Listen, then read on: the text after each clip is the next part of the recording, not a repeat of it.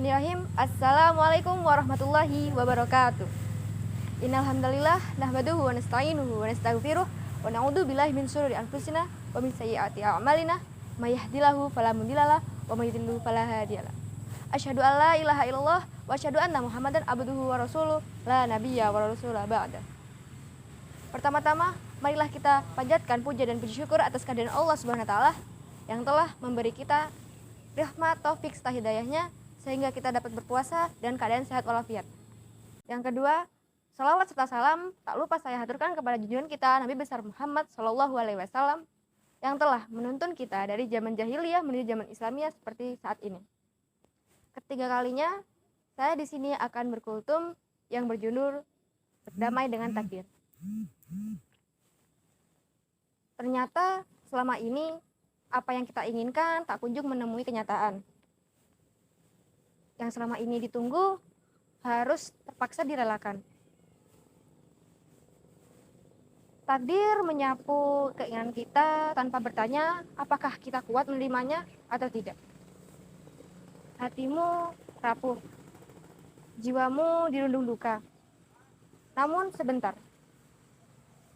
Ingat ini, pandangan kita tak mampu melihat hikmah yang tersembunyi dalam kesakitan. Dan jikalau keinginan kita dikabulkan, apakah kita yakin kalau kita akan bahagia? Apakah kita bisa memastikan itu?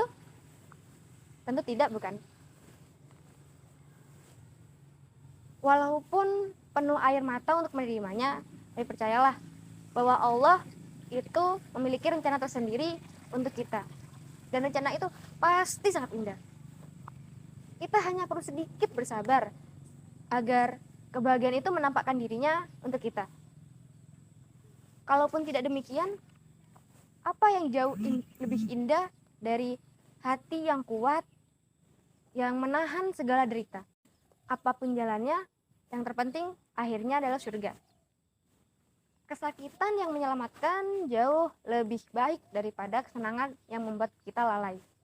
Dan kami akan mengujimu dengan sedikit ketakutan, sedikit kelaparan, kekurangan jiwa, dan kekurangan buah-buahan. Dan berikan kabar gembira ini kepada orang-orang yang sabar, yaitu orang-orang yang jika ditimpa musibah, ia berkata, Innalillahi wa inna ilaihi raji'un. Sesungguhnya aku milik Allah dan hanya kepada Allah lah aku kembali. Quran Surat Al-Baqarah ayat 155 sampai 156.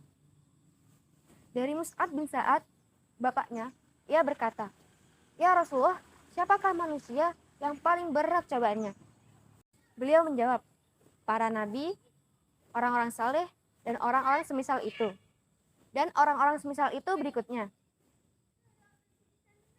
Manusia tidak akan diberi cobaan yang lebih dari kualitas agamanya. Jikalau agamanya kuat, ia akan diberi cobaan yang besar. Jikalau agamanya rendah, ia akan diberi cobaan yang tidak besar. Dan jikalau ada seseorang hamba yang terus-menerus diberi cobaan, maka nantinya ia akan berjalan di muka bumi ini dengan tanpa dosa.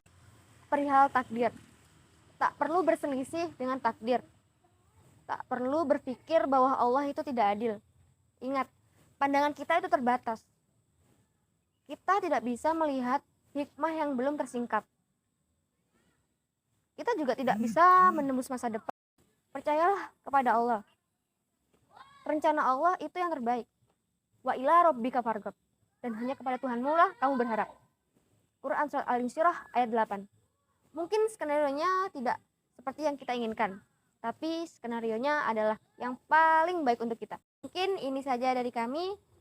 Kami santriwati Pondok Pesantren SMK Mulia Cakru mengucapkan selamat menunaikan ibadah puasa. Nun wal qalami wa ma yasturun fastabiqul khairat. Wassalamualaikum warahmatullahi wabarakatuh.